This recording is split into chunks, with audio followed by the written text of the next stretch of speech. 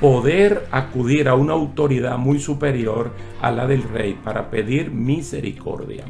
Esto tiene que ver mucho con Hebreos capítulo 4, donde el autor del libro dice que nos acerquemos confiadamente al trono de la gracia. Y allí se habla de oportuno socorro, del auxilio en el momento de la dificultad.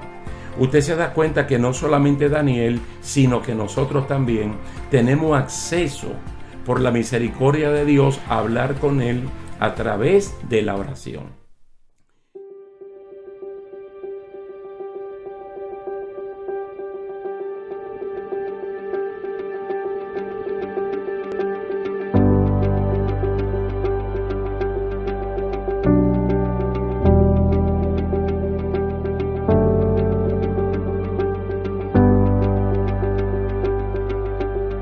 Hola, ¿qué tal? Dios le bendiga, mis queridos hermanos. Aquí estamos una vez más para continuar con nuestro estudio bíblico en el libro de Daniel.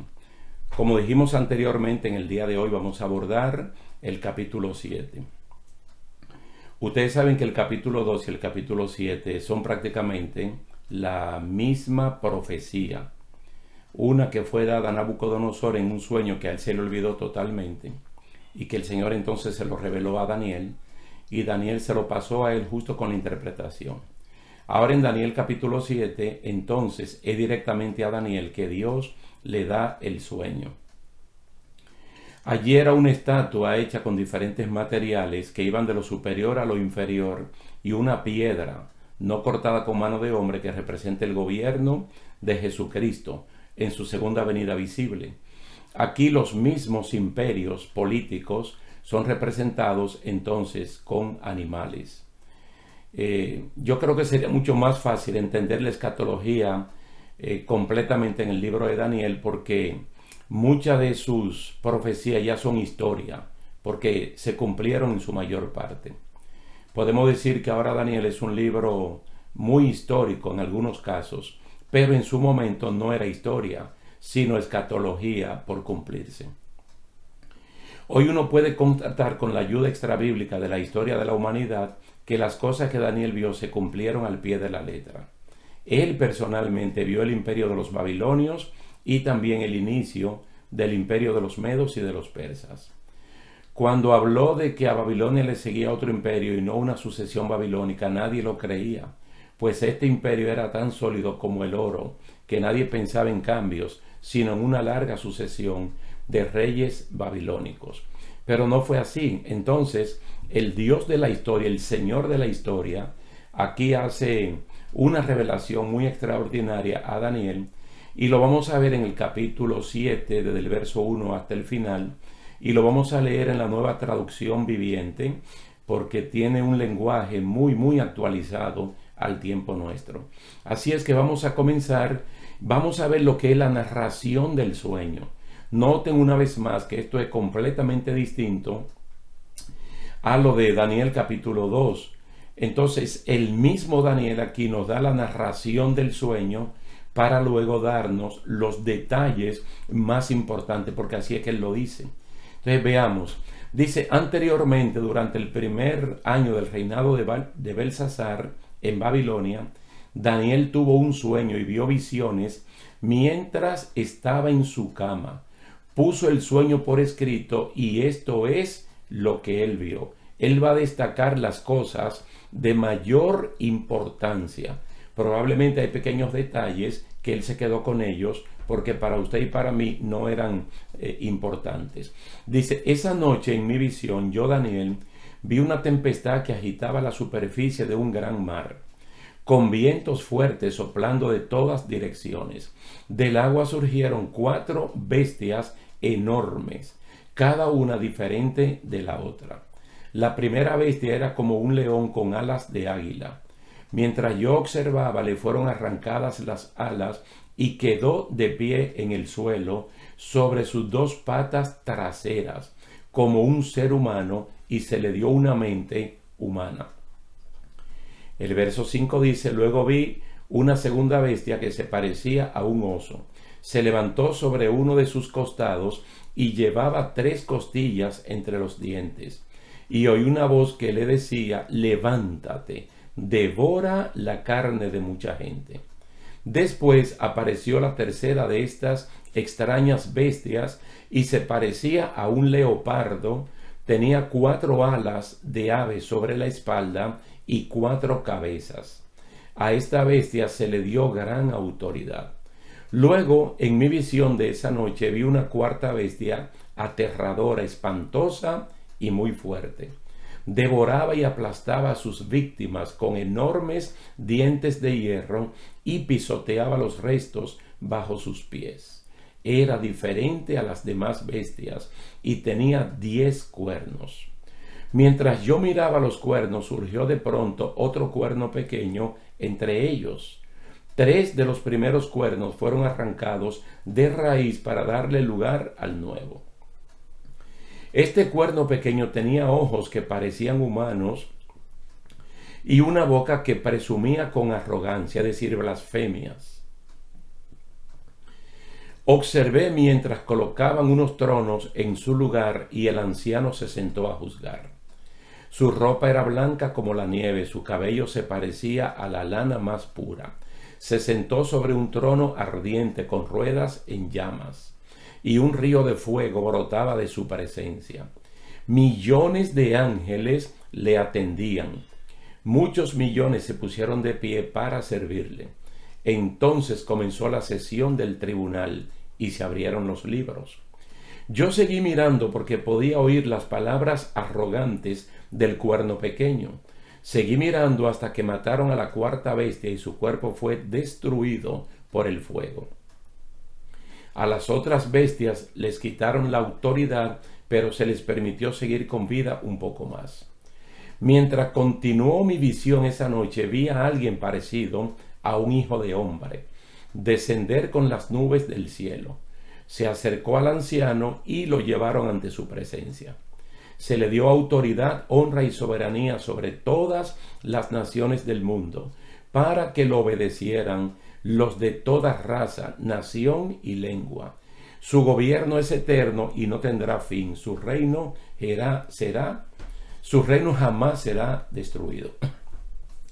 Esa es la narración, esa es la parte narrativa. El Antiguo Testamento, el 40% del Antiguo Testamento es narración. Entonces esta parte entra de lo que es la narración del sueño que tuvo Daniel. Entonces es muy importante no precipitarse, hermano, no solamente en este caso, sino cuando uno esté leyendo cualquier porción de la palabra de Dios. Lo primero es leer, mire, lo primero es leer. Y lo segundo debe ser releer de nuevo lo que uno acabó de leer, de 6 a 10 veces si fuera posible, para uno asimilar perfectamente bien y tratar de trasladarse al contexto en el cual se escribieron estas cosas, particularmente estos primeros 14 versículos de Daniel capítulo 7. Es decir, el mismo Daniel no se está adelantando, sino que él está describiendo exactamente lo que vio. ¿Y qué fue lo que vio? Pues una sucesión de reinos humanos, de imperios políticos y una vez más también el imperio de Jesucristo y de sus santos y la intervención divina, la intervención de Dios, que es el Señor de la historia y que él tarde o temprano interviene como su kairos, su tiempo, en el cronos humano. Siempre se van a encontrar. Ahora, en los versículos 17 al 18, hay una explicación resumida. Aquí hay una explicación resumida. Porque Daniel ya está intrigado, y lo vamos a ver un poco más adelante, y ya está curioso. Ya él quiere que quien le está dando la narrativa, quien le está mostrando esto, pues también él tener una explicación de qué es lo que está viendo para entender. Entonces fíjense cómo se resumen los versículos 17 y 18.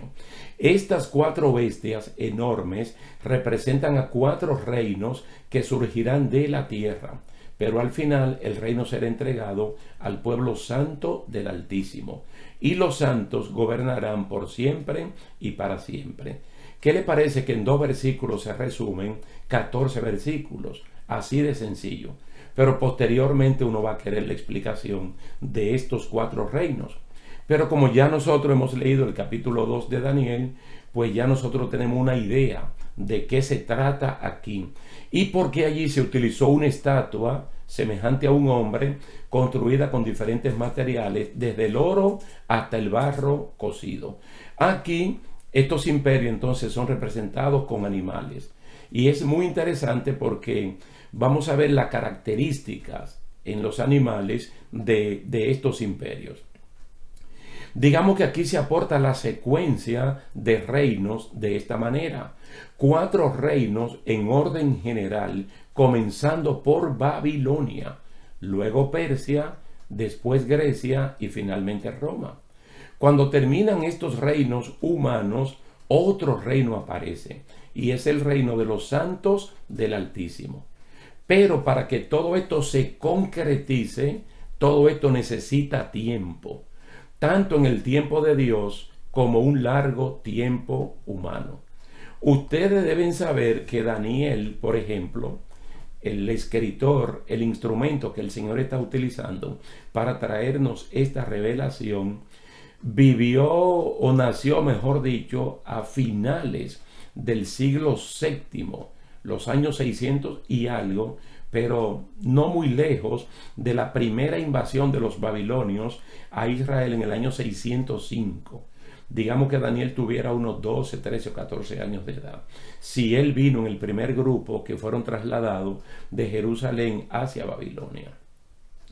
Entonces él vivió prácticamente la mayor parte del gobierno de los babilonios y también vivió parte del gobierno de los medos y de los persas. Por lo tanto, lo que él está escribiendo probablemente lo escribió alrededor del año 530 antes de Jesucristo. Usted le pone 530 antes de Cristo y luego le pone 2020 que van de Cristo para acá y estamos hablando de 2550 años más o menos. Entonces, usted ve, le menciono esto porque esos 2550 años son el cronos, es el tiempo humano. Entonces, el kairos, el tiempo de Dios, que no se mide, sino que uno lo toma como punto de referencia cuando el tiempo de Dios se cruza con el tiempo del ser humano. Ustedes vieron claramente que él comienza en el verso número 1 hablando del tercer año del reinado de Belsasar. Entonces ahí ocurre la revelación de parte de Dios. Entienda que se cruzan el tiempo de Dios, que se llama kairos en griego, con el tiempo humano que se dice cronos, y entonces ahí el hombre puede tomar una fecha con respecto a algo que Dios está revelando. Entonces él se lo va a revelar a Daniel, o se lo reveló a Daniel perfectamente bien en el siglo VI antes de Jesucristo. Y cuando él revela eso, lo que está en movimiento es el imperio de los babilonios. Entonces en ese momento a nadie le pasa por la mente que va a venir un imperio distinto al de ellos, porque ellos están en su apogeo, en su mejor momento, y nadie piensa que de otra nación vienen a conquistarlo y a instaurar otra línea. Pero es lo que aquí se está diciendo. Solo que esto se va a tomar su tiempo, y la palabra del Señor es así. Ahora vamos a ver que del versículo 19 al 23 ya Daniel está intrigado, está curioso. Entonces él quiere saber, y lo dice en el verso 19. Entonces quise conocer el verdadero significado de la cuarta bestia, que era tan diferente a las demás y tan espantosa. Reina Valera del 60 dice espantosa y terrible. Había devorado y aplastado a sus víctimas con dientes de hierro y garras de bronce, y pisoteaba los restos bajo sus pies. Noten, hermanos, que esta revelación que Dios le está dando a Daniel es un desfile, por así decirlo, como si fuera en una pasarela que van pasando estas bestias. Y de verdad que la primera es extraordinariamente hermosa, porque es un león con alas de águila en su espalda. Y eso llama poderosamente la atención, pero a Daniel no. O la segunda bestia, que es un oso que se va inclinando más de un lado que de otro y que tiene 3 costillas en la boca, ¿verdad? De una conquista que previamente había tenido. Y ustedes ven que dice que se levanta más de un lado que de otro, porque ese reino es un reino combinado entre 2 países o 2 imperios, el de Media y el de Persia.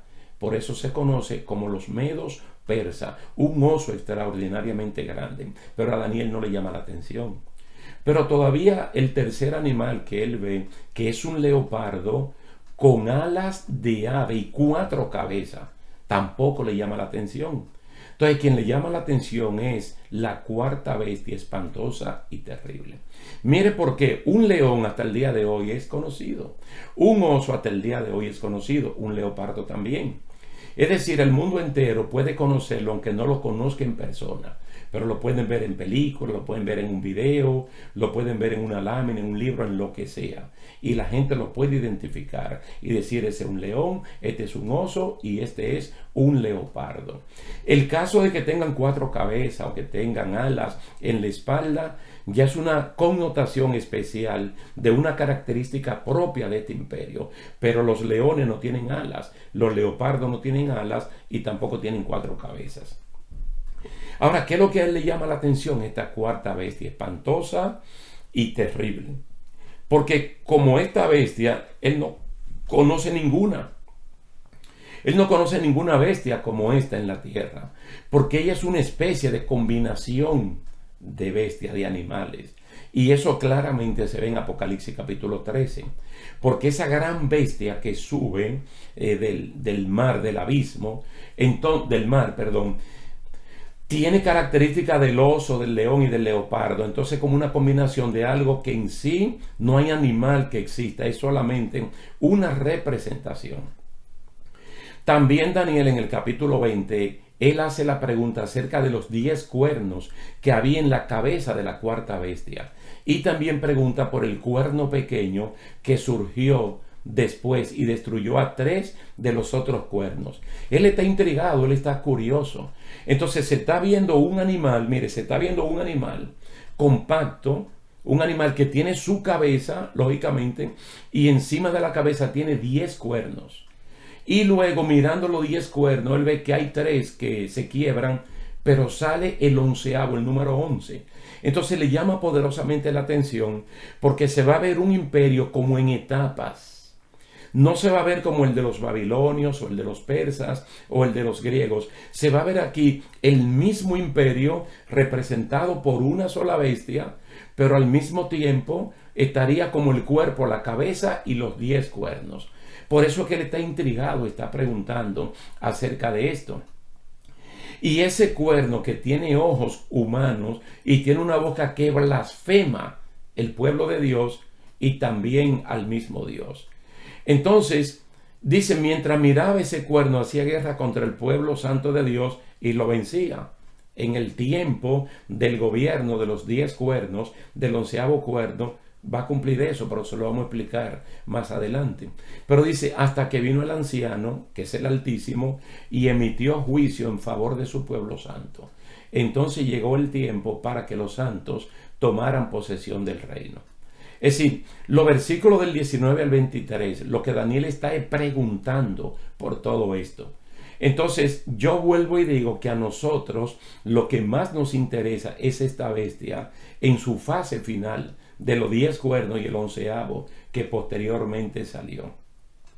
No olviden que nosotros le habíamos mencionado que los 10 o los pies de la estatua en el capítulo 2 era lo que a nosotros más nos interesaba.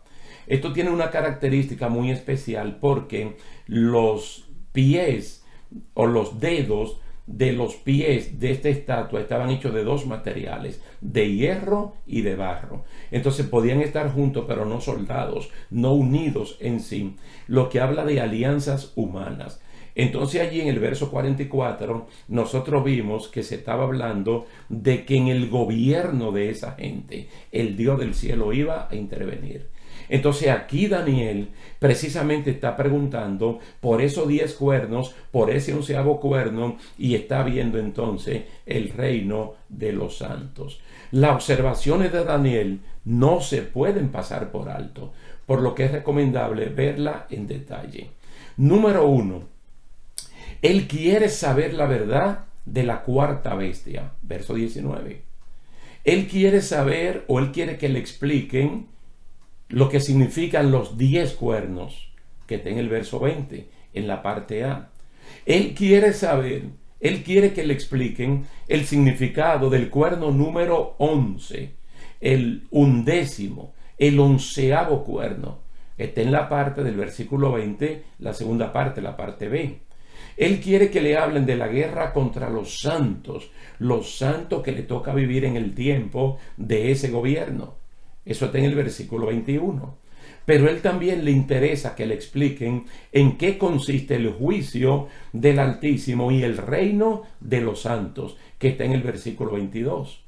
Es muy interesante, hermano, porque a veces uno está viendo el desarrollo de los gobiernos humanos y uno ve la corrupción, las injusticias, la contaminación, las desigualdades sociales, y hasta uno mismo se pregunta a Dios, ¿y cuándo es que tú vas a intervenir? Señor, es que tú no estás mirando lo que hacen los gobiernos, especialmente en Latinoamérica o en los países subdesarrollados, que todo prometen, pero es la misma corrupción, o los ricos en el desenfreno de ser más ricos y los pobres más pobres. Y uno dice, Señor, ya quisiéramos ver una intervención tuya, que tú participes de la historia nuestra. Pues déjeme decirle que aquí se está hablando de eso, tanto en Daniel 2 como en Daniel 7, pero va a ser en el tiempo, en el momento de Dios. No en el momento nuestro, sino en el momento de Dios. Entonces todas estas cosas están como en lo que se llama la agenda escatológica de Dios, en el momento que Él tiene que hacerlo. Y le voy a poner un ejemplo. El caso de Jesucristo. Yo soy de los que creen que la promesa de la venida de Jesucristo para mí están desde Génesis capítulo 3 en adelante. Porque allí se le promete a Adán y a Eva que de la mujer va a venir una semilla, un descendiente, que es el que lo va a redimir a ellos de la caída. Entonces, para mí ya desde ahí están hablando de Jesucristo. Y eso uno lo ve claramente en el capítulo 4 de Génesis, cuando a Abel le toca ofrecer un sacrificio. Porque ya ellos tienen el conocimiento de que a Dios hay que adorarlo, glorificarlo. Y hay que sacrificar las cosas de mayor valor como símbolo de adoración a Dios. Entonces él lo que está es sacrificando una oveja que, según el capítulo 11 de Hebreos, él lo estaba haciendo por la fe. Es decir, él estaba visualizando la fe que se planea y que logra ver resultados positivos. Estaba viendo en la persona de Jesús el Cordero sacrificado por el perdón de los pecados. Entonces yo lo veo así. Ahora, esas cosas no se dan de un día para otro. Mire todo el tiempo que se tomó hasta que Pablo, por ejemplo, lo explica en Gálatas capítulo 4. Dice, cuando llegó el cumplimiento del tiempo de Dios, entonces Él envió a su Hijo Jesucristo, nacido de mujer y nacido bajo la ley. Es decir, cuando llegó el momento, ni antes ni después. Cristo pudo haber nacido en el tiempo de Abraham, pero no fue así. O en el tiempo de Moisés, o en el tiempo de los reyes, de los profetas. No, sino en el tiempo que tenía que ocurrir. Ahora, ¿en qué gobierno nació Jesucristo? En el gobierno de los romanos. Cristo nació y murió en el imperio de los romanos. E incluso su nación de Israel era una nación esclavizada por los romanos, dominada por los romanos. Para que ustedes vean qué cosa tan interesante, que todo lo que vio Nabucodonosor en el capítulo 2 de Daniel, y el mismo Daniel en su capítulo 7, de esa cuarta bestia espantosa y terrible, justo al Hijo del Hombre, esa piedra que posteriormente regrese en su segunda venida visible, nace, crece y desarrolla su ministerio, muere, lo sepultan, resucita y se levanta, precisamente en el gobierno de la cuarta bestia, espantosa y terrible. Pero todo se tiene que tomar su tiempo, es al tiempo de Dios. Por eso es que Él prohíbe en Hechos capítulo 1 que nosotros estemos averiguando cosas que solo a Dios le competen. Es decir, nosotros no tenemos que preocuparnos por las cosas que a Dios le preocupan. Nosotros tenemos que preocuparnos por las cosas que Él dijo que nos ocupemos. Le digo, yo a ustedes le voy a dar el Espíritu Santo para que ustedes sean mis testigos, para que ustedes vayan y prediquen a toda criatura, a todo el mundo. Es decir, somos empoderados de parte de Dios para cumplir una misión. Pero nosotros no estamos llamados a inquirir en la mente de Dios con respecto a cosas que el mismo Jesucristo, en el tiempo de su humanidad, dijo que solamente Dios las conoce. Por lo tanto, estas preguntas que Él tiene, que estas curiosidades que Él tiene, Entonces el Señor también se la va a contestar. Mire, de este desfile de bestias que Daniel vio, la que más le llama la atención fue la cuarta bestia, como le digo, espantosa y terrible. Y alguna razón poderosa hubo para que esto ocurriera. Él quiso saber la verdad de esta bestia y no de las otras tres. Él pidió a quien le mostraba la visión que le explicara mejor acerca de este animal, que no se le parecía a ningún animal conocido en la tierra. ¿Sabe lo que le contestaron a Daniel?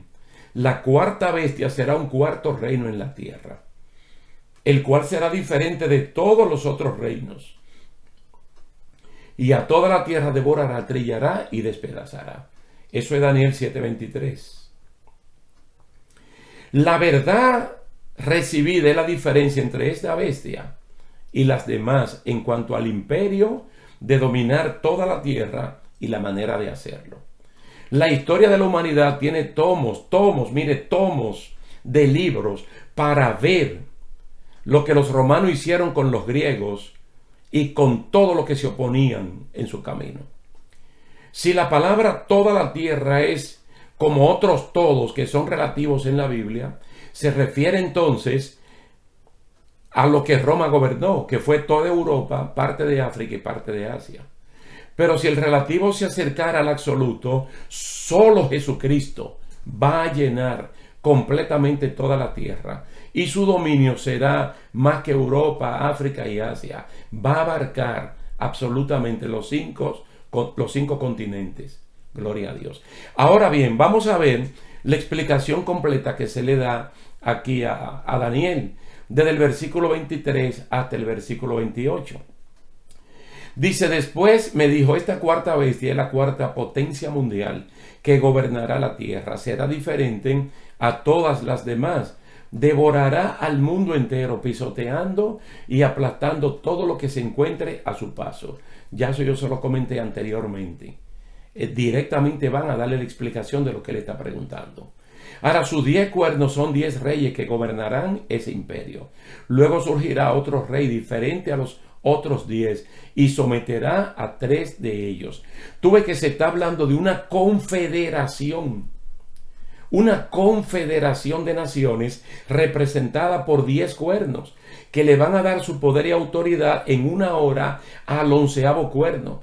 Pero todo está en el mismo animal, todo está en la misma bestia, todo está en el mismo imperio. Sería bueno que usted haga un alto cuando terminemos aquí de explicar esta porción y usted mismo se haga un favor de leer detenidamente Apocalipsis 13 y Apocalipsis 17 para que podamos entender la dinámica de lo que representan estos cuernos encima de la cabeza de este animal, de esta bestia, para que nos demos cuenta rápidamente que es un imperio como que tiene diferentes fases. Y esto no es difícil de entender, porque ya vimos que en el capítulo 2 un imperio dominaba y controlaba al otro y lo convertía en historia. Y aquí nosotros vamos a ver que este león alado es vencido por el oso. Y el oso, que se inclina más de un lado que de otro, es vencido por el leopardo. Y el leopardo, que tiene 4 cabezas y alas de aves, es vencida por esta cuarta bestia espantosa y terrible. Pero ¿quién vence la cuarta bestia espantosa y terrible? ¿Será otro reino humano? Entonces vamos a ver que hay como un paréntesis, hay un lapsus de tiempo donde uno dice el imperio romano fue, pero la Biblia habla del que fue, del que es y del que será, del que fue, del que ahora no es, y que va a ser. Mire, fue, ahora mismo no es, pero que va a ser. Y habla de una herida en esas 7 cabezas, que fue herida como de muerte, pero se sanó. Y la gente se va a asombrar viendo a la bestia que era, que en el momento no es, pero que va a ser. Vamos a hacer un alto aquí en este punto, porque nosotros quisiéramos explicar Daniel capítulo 7 con más lujo de detalles y no tener que explicarlo tan apresuradamente. Pero el tiempo por el día de hoy se nos ha agotado y queremos darle las gracias a Dios y a ustedes por el tiempo prestado. Pero mantenga la sintonía con nosotros, que en la próxima ocasión vamos a continuar exactamente aquí en esta porción de Daniel capítulo 7, verso 23 al 28, donde está la explicación. Si ustedes pueden ir leyendo Apocalipsis capítulo 13, entonces nosotros vamos a traer una pequeña parte y lo vamos a introducir aquí para que se pueda entender perfectamente bien. Así es que muchas gracias por su atención prestada. Dios le bendiga y hasta la próxima. El problema que tiene Daniel al ver esta visión, como que creció más con la llegada o el acercamiento de Gabriel para explicarle lo que había visto. Entonces lo que hace es que se desmaya prácticamente. Y él se está desmayando cuando le dicen: tranquilo, trata de entender lo que se te va a explicar, porque de hecho eso no es para ahora, eso es para un tiempo postrero. Porque aquí hay cosas que iban a ocurrir un poquito más adelante y hay cosas que allí se mencionan que todavía están por cumplirse.